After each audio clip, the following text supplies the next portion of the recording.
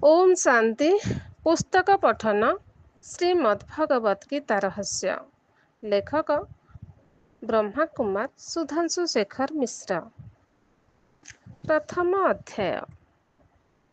गीतारे परस्पर विरोधी अनेक श्लोक देखिबाकू मिले। एहाकू विश्लेषण कले मुख्यतः तीन प्रकार परस्पर विरोधी चिंताधारा बा दर्शनर आभास मिले। तेणु केतेक विद्वान गीतारे तीन प्रकार गोष्ठी चिंतनर समावेश होइछि बोली कुहନ୍ତି। गोटिए गोष्ठी गीतार आध्यात्मिक पक्ष को मजबूत करिवा पई एहाकू योगशास्त्र हिसाब रे प्रस्तुत करिसंती। गीतार 90% श्लोक एही पक्ष को समर्थन करे। भगवान अर्जुन को जोगी हेबा पई दृढ़ भाव रे आदेश देथिबा कथा एहार बलिष्ठ प्रमाण। तस्मात् योगी भवार्जुन।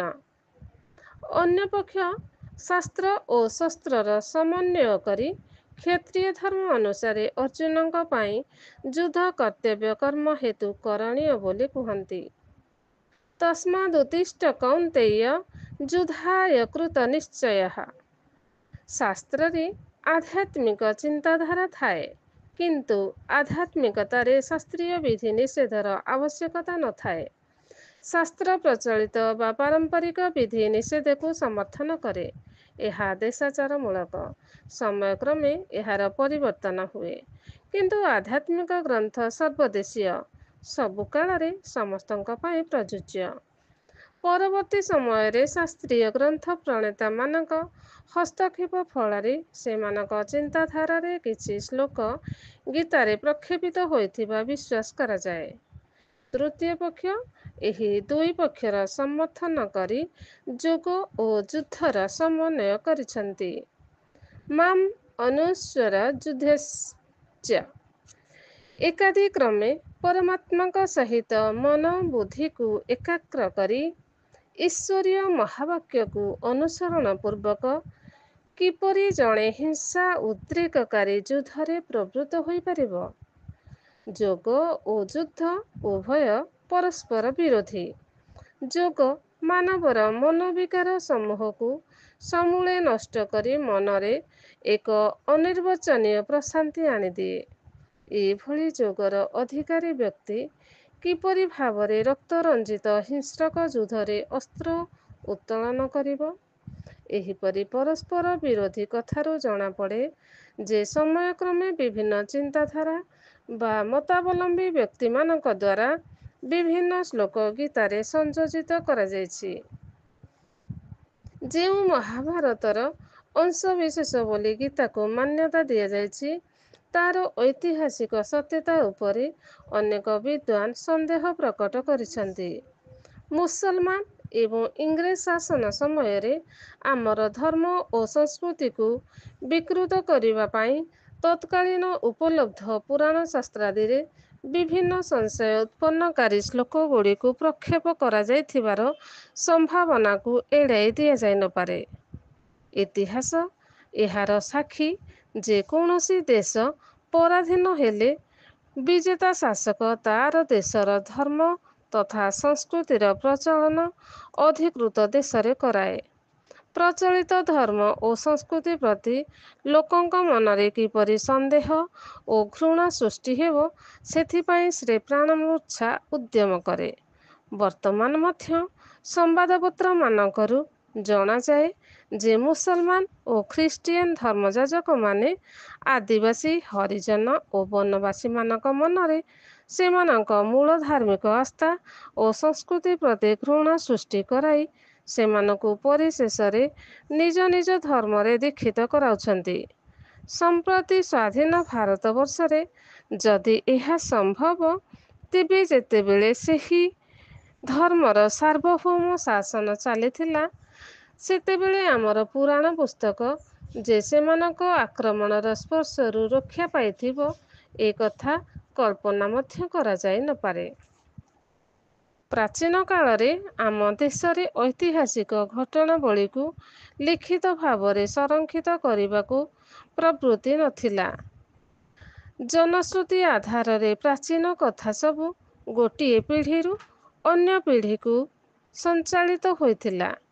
ପରବର୍ତ୍ତୀ ସମୟରେ ତାହା ଯେତେବେଳେ କାବ୍ୟ ରୂପ ନେଇ ସଂସ୍କୃତ ଭାଷାରେ ଶ୍ଲୋକାବଦ୍ଧ ହେଲା, ତାକୁ ପୁରାଣ ବୋଲି କୁହାଗଲା। ତେଣୁ ପୁରାଣକୁ ଇତିହାସର ମାନ୍ୟତା ଦିଆଯାଇପାରିବ ନାହିଁ। ଅବଶ୍ୟ ପୌରାଣିକ ଚରିତ୍ର ଚିତ୍ରଣରୁ ତତ୍କାଳୀନ ମାନବର ସାମାଜିକ ରୀତିନୀତିକୁ କିଛି ମାତ୍ରାରେ ଜାଣିପାରିବା। ସେହି ଦୃଷ୍ଟିରୁ ମହାଭାରତ ଗ୍ରନ୍ଥକୁ ଇତିହାସ ବୋଲି ସ୍ୱୀକାର କରାଯାଇପାରିବ ନାହିଁ। ଏହା ତତ୍କାଳୀନ ସାମାଜିକ, ରାଜନୈତିକ, ପାରିବାରିକ, ଅର୍ଥନୈତିକ ଓ କୂଟନୈତିକ ସମସ୍ୟାର କାବ୍ୟିକ ସଂକଳନ ମାତ୍ର। ସେତେବେଳେ ଗ୍ରନ୍ଥକାରମାନେ ଗ୍ରନ୍ଥ ରଚନା କରି ନିଜ ନାମ ବଦଳରେ ସେମାନଙ୍କର ଗୁରୁ ବା ପ୍ରଚଳିତ ଲୋକପ୍ରିୟ ଗ୍ରନ୍ଥର ଲେଖକଙ୍କ ନାମ ବ୍ୟବହାର କରୁଥିଲେ। କାରଣ ସେତେବେଳେ ଲୋକେ ନିଜ ପ୍ରସିଦ୍ଧି ଅପେକ୍ଷା ସେମାନଙ୍କ ଗୁରୁଙ୍କ ଖ୍ୟାତିକୁ ବେଶୀ ପ୍ରାଧାନ୍ୟ ଦେଉଥିଲେ। ପୁନଶ୍ଚ ସେମାନେ ପ୍ରଚଳିତ ପୁରାଣ ଶାସ୍ତ୍ରକୁ ନିଜ ନିଜ ସିଦ୍ଧାନ୍ତ ବା ଚିନ୍ତାଧାରା ଅନୁସାରେ ପରିବର୍ତ୍ତନ ବା ପରିବର୍ଦ୍ଧନ କରିବାକୁ ସଂକୋଚ କରୁନଥିଲେ। ପରିଣାମ ସ୍ୱରୂପ ବ୍ୟାସଦେବଙ୍କ ଦ୍ୱାରା ରଚିତ 4000 ଶ୍ଲୋକ ବିଶିଷ୍ଟ ମହାଭାରତ ଆଜି ହରିବଂଶ ସହିତ ମିଶି ଅନ୍ୟୁନ 1 ଲକ୍ଷ ଶ୍ଲୋକରେ ପହଞ୍ଚିଲାଣି। ଏହି ଦୃଷ୍ଟିକୋଣରୁ ବିଚାର କଲେ ମହାଭାରତରେ ସଂଯୋଜିତ ହୋଇଥିବା ଶ୍ରୀମଦ୍ ଭଗବତ ଗୀତା ନିଶ୍ଚିତ ଭାବରେ ତାର ମୌଳିକତା ହରାଇଛି, ଏଥିରେ ସନ୍ଦେହର ଅବକାଶ ନାହିଁ। ପ୍ରଥମ ଅବସ୍ଥାରେ ଗୀତା ଏତେ ଲୋକପ୍ରିୟ ହୋଇନଥିଲା। ଶଙ୍କରାଚାର୍ଯ୍ୟଙ୍କ ଭାଷ୍ୟ ପରେ ଏହାର ପ୍ରସାର ଓ ପ୍ରଚାର ବୃଦ୍ଧି ଘଟିଛି। ସେ ସମୟରେ ମୁଦ୍ରଣ ପ୍ରଣାଳୀ ବିକଶିତ ହୋଇନଥିଲା। ଗୁରୁ ପରମ୍ପରା କ୍ରମେ ଏହା ତାଳପତ୍ରରେ ଲିଖିତ ହୋଇ ସଂରକ୍ଷିତ ରହୁଥିଲା।